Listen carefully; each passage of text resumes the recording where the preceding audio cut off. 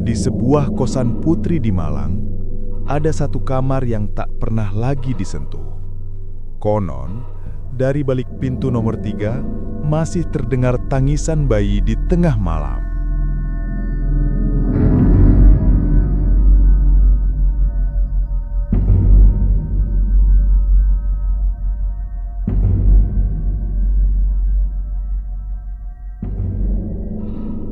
Kosan milik Bu Darmi berdiri di salah satu gang sempit di Malang.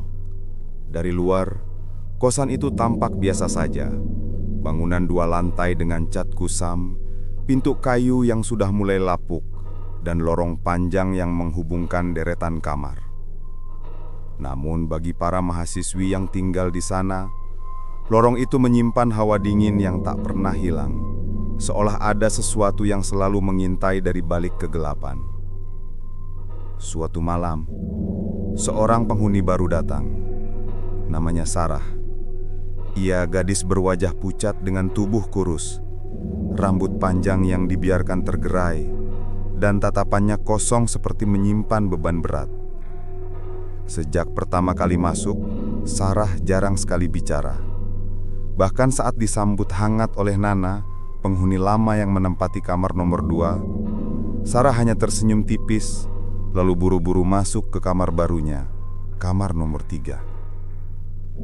Kamar itu terletak tepat di tengah lorong, dengan pintu yang selalu digembok rapat dari dalam. Sejak malam pertama, Nana mulai merasakan keanehan. Ketika penghuni lain sudah terlelap, terdengar suara langkah kaki lirih dari arah kamar Sarah. Langkah itu pelan, teratur, namun terus berulang-ulang seperti orang mondar-mandir. Kadang suara itu disertai suara sesenggukan kecil, tangisan yang seakan ditahan agar tak terdengar jelas. Awalnya Nana mengira Sarah masih sulit beradaptasi dengan suasana baru. Tapi semakin hari, suara itu makin sering terdengar. Bukan hanya tangisan, Nana juga pernah mendengar seperti suara benda jatuh atau bisikan samar yang seolah berasal dari balik dinding kamar Sarah. Siang harinya, Sarah jarang sekali keluar.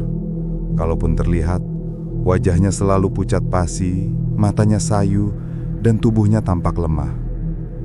Beberapa kali Nana melihat Sarah keluar kamar hanya untuk membuang sampah atau mengambil air panas di dapur belakang.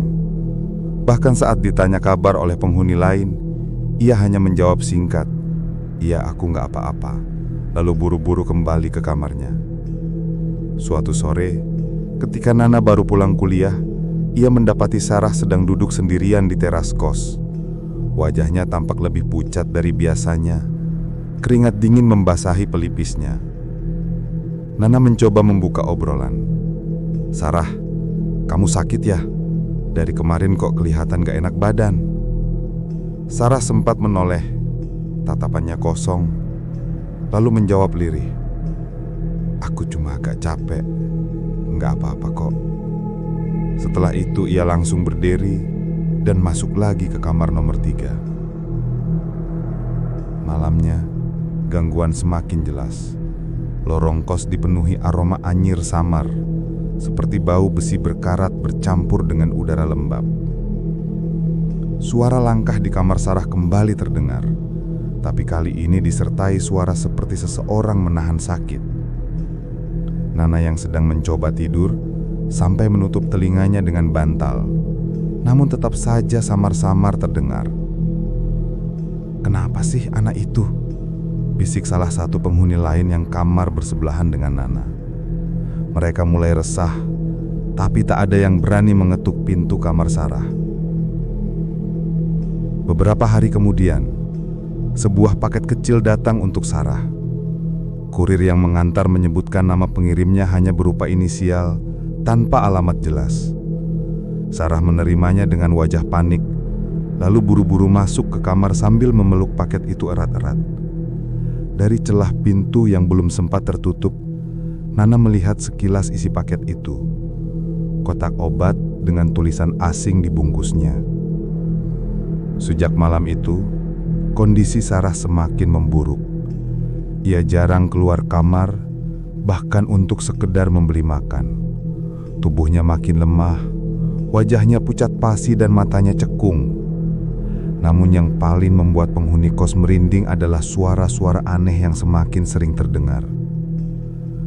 Tangisan lirih kini berubah menjadi suara yang mirip rengekan bayi. Samar namun jelas terdengar dari lorong ketika malam tiba. Beberapa kali Nana terbangun karena mendengar suara itu tepat di depan pintunya. Ketika ia memberanikan diri membuka pintu, lorong hanya gelap dan kosong, seolah tak pernah ada siapapun. Suatu malam Nana bermimpi buruk. Ia melihat gulungan selimut tergeletak di lorong bergerak-gerak sendiri. Dari dalamnya terdengar suara tangisan bayi yang memekakkan telinga. Dalam mimpi itu ia ingin berlari, namun tubuhnya tak bisa digerakkan. Selimut itu tiba-tiba membuka sedikit, memperlihatkan tangan kecil berlumuran darah yang menjulur ke arahnya. Nana terbangun dengan tubuh berkeringat dan nafas terengah-engah. Saat itu juga ia sadar, di luar mimpinya, lorong benar-benar dipenuhi suara tangisan bayi yang samar, seolah berasal dari kamar nomor 3. Sejak malam itu, suasana kos semakin mencekam. Para penghuni lain mulai takut keluar kamar setelah jam 10 malam. Bau anyir makin menyengat, dan setiap kali melewati kamar Sarah, mereka merasakan hawa dingin yang menusuk tulang. Dan tepat di malam berikutnya, untuk pertama kalinya Nana mendengar suara Sarah sendiri yang beracau. Dari balik pintu kamar nomor 3, terdengar lirih suaranya. Maafkan aku. Dia belum pergi. Dia masih di sini. Nana berdiri terpaku di depan pintunya. Bulu kuduknya merimau. Dari balik celah pintu ia melihat bayangan Sarah duduk di lantai, memeluk lututnya, berbicara ke arah sudut kamar yang kosong. Namun yang paling membuat Nana hampir pingsan adalah suara kecil lain yang menjawab lirih. Suara yang jelas bukan milik Sarah. Sejak malam ketika Nana mendengar suara lirih lain dari dalam kamar nomor 3, ketakutan mulai merambat ke seluruh penghuni kos. Kabar itu menyebar pelan, dari mulut ke mulut. Ada yang bilang Sarah berbicara dengan makhluk halus, ada pula yang menduga ia sedang kerasukan. Namun tak seorang pun berani mendekat lebih jauh. Lorong kos kini jadi tempat yang paling dihindari. Lampu neon yang menggantung di langit-langit sering berkelip. Kadang mati sejenak, lalu menyala lagi. Saat mati itulah, kegelapan membuat siapapun merasa ada sosok yang berdiri tepat di belakangnya. Nana yang kamarnya nomor 2 bersebelahan dengan Sarah menjadi orang yang paling menderita. Hampir setiap malam ia terbangun oleh suara-suara aneh. Kadang langkah kaki, kadang tangisan, kadang pula suara bisikan. Suara itu terdengar begitu dekat, seperti ada yang berbisik di telinganya sendiri. Suatu malam, sekitar pukul 2 dini hari, Nana mendengar suara benda jatuh dari arah kamar Sarah. Druk! Suara itu keras, membuat Nana terlonjak. Lalu disusul suara seperti sesuatu yang diseret di lantai. Dengan jantung berdebar, Nana memberanikan diri mengintip dari lubang kecil di pintunya. Lorong kosong, namun dari balik pintu nomor 3 terdengar suara napas berat tercekat, seperti seseorang menahan sakit. Lalu samar-samar aroma anyir menusuk hidungnya. Bukan hanya sekedar bau, tapi benar-benar menyengat, seakan darah segar tumpah di sekitar sana. Nana menutup mulutnya rapat-rapat agar tak menjerit. Ia buru-buru kembali ke ranjang, menarik selimut hingga ke kepala. Namun tak lama setelah itu, suara yang jauh lebih menyeramkan terdengar. Tangisan bayi. Tangisan itu jelas berasal dari kamar nomor 3. Suara rengekan kecil yang terdengar pilu, diselingi isakan, seolah bayi itu kesakitan. Nana menutup telinga, berusaha mengabaikan. Tapi tangisan itu semakin keras, semakin nyata. Hingga akhirnya ia mendengar sesuatu mengetuk pintunya. Tok, tok, tok. Nana terdiam, tubuhnya kaku. Siapa yang mengetuk di tengah malam begini? Dengan gemetar, ia meraih ponselnya, menyalakan senter, lalu berjalan perlahan mendekati pintu. Namun ketika ia mendekat, suara tangisan itu berhenti mendadak. Sunyi, hanya terdengar deru napasnya sendiri. Pelan-pelan ia mengintip lewat lubang kecil di pintunya. Lorong benar-benar kosong. Namun ketika ia hendak menjauh, sesuatu membuatnya hampir pingsan. Dari dalam kamar nomor 3, tepat di celah bawah pintu, ia melihat bayangan kecil bergerak. Seperti tangan mungil merayap keluar, berlumuran cairan gelap. Ia langsung menutup mulutnya, mundur ketakutan, lalu jatuh duduk di lantai. Malam itu ia tidak tidur sampai pagi. Keesokan harinya, para penghuni kos semakin gusar.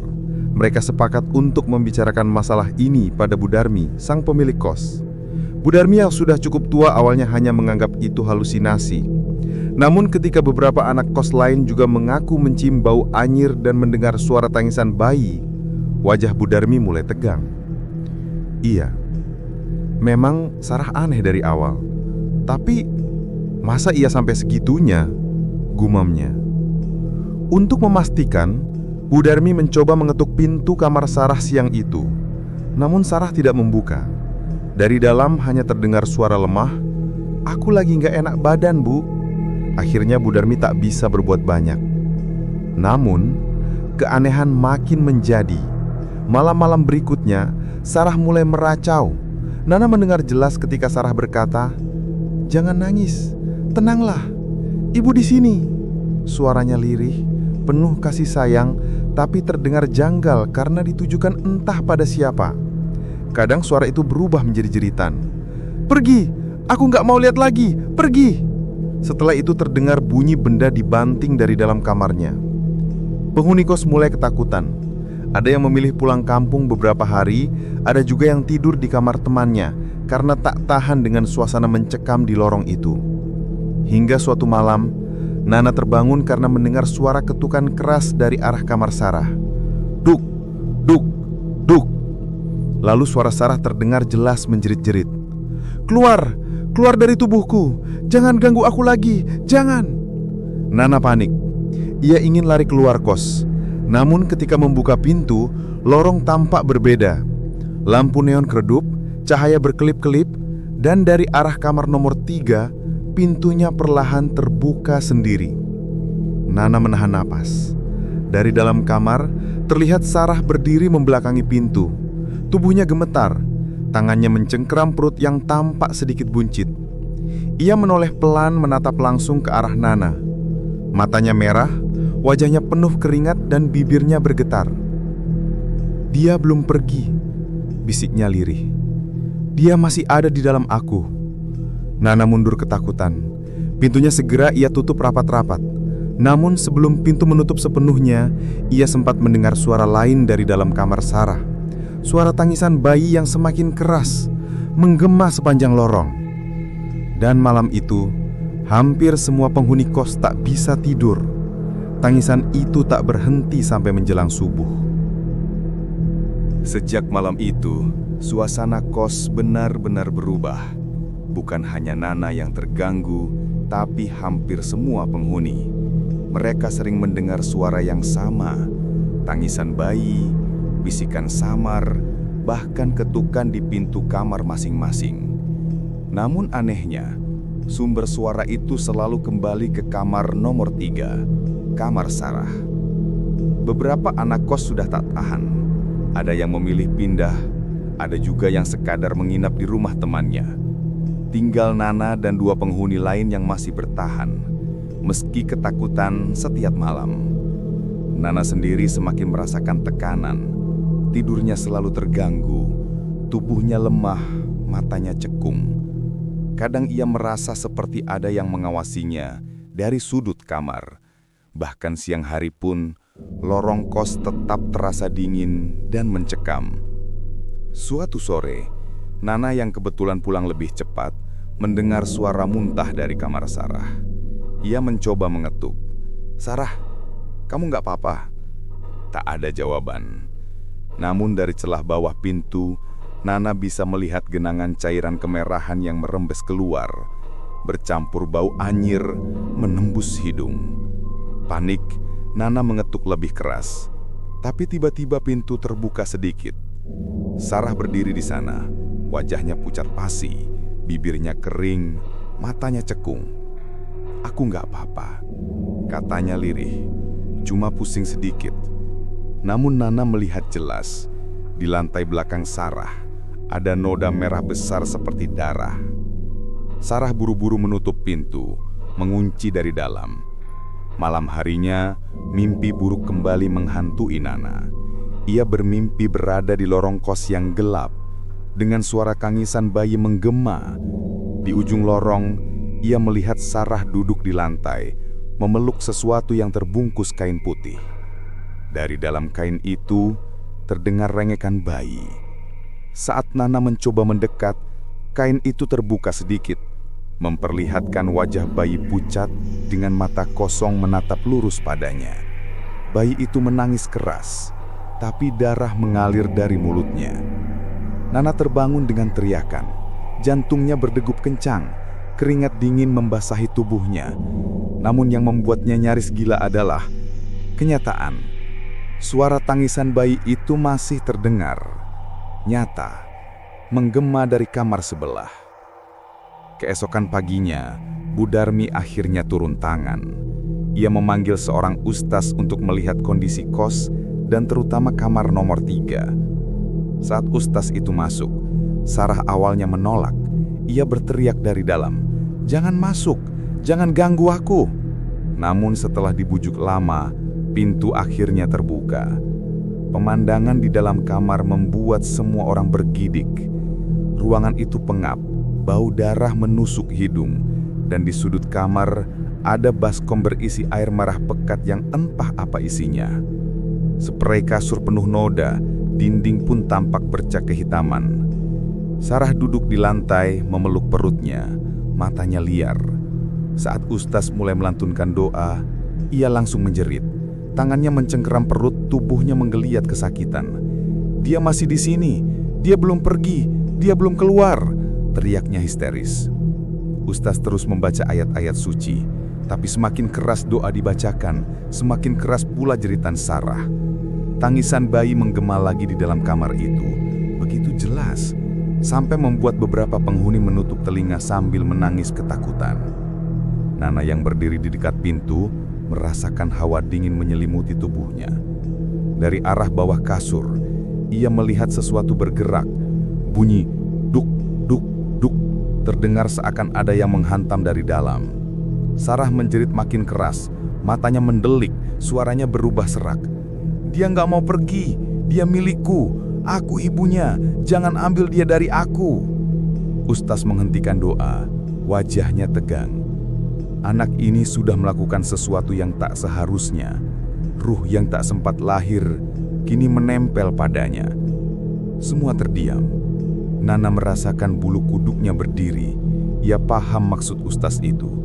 Anak dalam kandungan Sarah tidak pernah benar-benar lahir ke dunia. Setelah kejadian itu, keluarga Sarah datang menjemput Sarah. Ibunya tampak lelah, wajahnya kusut, matanya merah karena menangis. Tanpa banyak kata, mereka membawa Sarah pulang. Namun sebelum masuk mobil, Sarah sempat menoleh ke arah Nana. Dengan suara parau, ia berkata, "Dia belum mau pergi dariku. Dia masih bersamaku." Ucapan itu membuat Nana merinding hingga ke tulang. Ia tahu, meski Sarah sudah pergi, kamar nomor 3 tidak akan pernah sama lagi. Dan benar saja, malam-malam berikutnya, meski kamar itu kosong, suara tangisan bayi masih terdengar. Samar, namun cukup untuk membuat siapapun enggan mendekat. Bau anyir kadang muncul tiba-tiba, memenuhi lorong, lalu menghilang begitu saja. Kamar nomor 3 akhirnya dikunci rapat. Tak ada lagi penghuni yang berani menempatinya. Namun lorong kos itu tetap menyimpan misteri, seolah sesuatu masih tertinggal di sana. Sesuatu yang tidak pernah benar-benar lahir, namun juga tidak pernah benar-benar pergi. Sejak Sarah dibawa pergi oleh keluarganya, kos milik Bu Darmi tidak lagi sama. Kamar nomor 3 dikunci rapat. Bahkan gembok baru dipasang agar tak seorang pun bisa membukanya. Tapi penghuni kos tahu, kunci bukanlah penghalang bagi sesuatu yang sudah terlanjur tinggal di sana. Malam-malam tetap dipenuhi gangguan. Tangisan bayi kadang terdengar lirih, kadang jelas sekali seakan berasal dari dalam lorong. Bau anyir datang tiba-tiba, lalu hilang lagi. Bahkan ada penghuni yang mengaku melihat kain putih tergeletak di lantai lorong, bergerak-gerak sendiri sebelum lenyap saat disentuh cahaya lampu. Nana yang paling sering mengalami kejadian itu. Ia tak bisa lagi tidur nyenyak. Hampir tiap malam, ia terbangun karena ketukan di pintunya. Saat ia mencoba mengintip, lorong selalu kosong. Namun saat menutup mata, suara itu kembali. Kali ini lebih keras, lebih dekat. Suatu malam, sekitar pukul 3 dini hari, Nana terbangun karena suara tangisan bayi yang sangat jelas. Tidak lagi samar, tapi nyata menusuk telinga. Ia beranikan diri membuka pintu sedikit. Lorong tampak gelap. Lampu neon berkedip-kedip. Namun di depan kamar nomor 3, ia melihat sesuatu. Sebuah gulungan selimut kecil bergerak pelan, disertai suara rengekan bayi dari dalamnya. Nana gemetar. Ingin menutup pintu, tapi tubuhnya kaku. Selimut itu bergerak lebih cepat, perlahan mendekat ke arah kamar Nana. Tangisan bayi berubah menjadi jeritan nyaring, seolah-olah bayi itu sedang kesakitan. Dengan sisa tenaga, Nana menutup pintu dan menguncinya rapat-rapat. Ia menangis ketakutan, menutup telinga dengan bantal, namun suara itu tidak berhenti. Dari balik pintu, terdengar suara kecil, lirih, namun jelas. "Ibu, aku masih di sini." Keesokan paginya, Nana jatuh sakit. Tubuhnya lemah, wajahnya pucat, dan matanya kosong. Teman-teman kos khawatir, bahkan Bu Darmi sampai membawakan jamu. Namun saat disentuh, tubuh Nana dingin seperti es. Ia hanya bisa berbaring, sesekali berbisik kata-kata yang membuat bulu kuduk meremang. "Dia nggak mau pergi. Dia menempel padaku sekarang." Sejak itu, para penghuni kos semakin yakin bahwa arwah bayi itu mencari sosok pengganti. Setelah Sarah pergi, kini Nana menjadi sasaran berikutnya. Beberapa minggu kemudian, sebuah kejadian mengejutkan terjadi. Salah satu penghuni baru yang tidak tahu cerita tentang kamar nomor 3 memaksa menempati kamar itu. Ia beralasan tidak ada kamar kosong lain dan tidak percaya dengan cerita mistis. Malam pertama, ia tidur dengan tenang. Namun esok paginya, ia keluar kamar dengan wajah pucat dan linglung. Saat ditanya, ia hanya menjawab singkat, "Aku dengar bayi nangis semalaman." Malam kedua, penghuni baru itu menghilang. Kamarnya kosong, pintu terbuka, dan di dalam hanya ada spray basah berlumuran cairan merah. Barang-barangnya masih ada, tapi ia sendiri tidak pernah kembali. Sejak itu, kos milik Bu Darmi dikenal angker. Banyak yang bilang kamar nomor 3 dihuni arwah bayi yang tak pernah lahir. Siapapun yang menempati kamar itu akan mendengar suara tangisannya, akan merasakan keberadaannya. Kamar itu tidak pernah benar-benar kosong. Sejak malam itu, kamar nomor 3 tidak pernah lagi ditempati siapapun. Meski pintunya digembok rapat, suara tangisan bayi tetap terdengar, mengingatkan siapa saja bahwa ada arwah kecil yang belum pernah benar-benar lahir dan tidak pernah benar-benar pergi. Sampai hari ini, siapapun yang mencoba masuk ke kamar itu hanya akan membawa pulang satu hal, kutukan dari bayi yang tak pernah menemukan ibunya. Terima kasih sudah mendengarkan cerita ini. Jangan lupa dukung terus channel Up dan Story dengan like, komen, dan subscribe agar kami bisa terus menghadirkan kisah-kisah horor yang bikin bulu kuduk kalian berdiri. Sampai jumpa di cerita selanjutnya. Dan ingat, jangan pernah lengah, karena kegelapan selalu punya mata.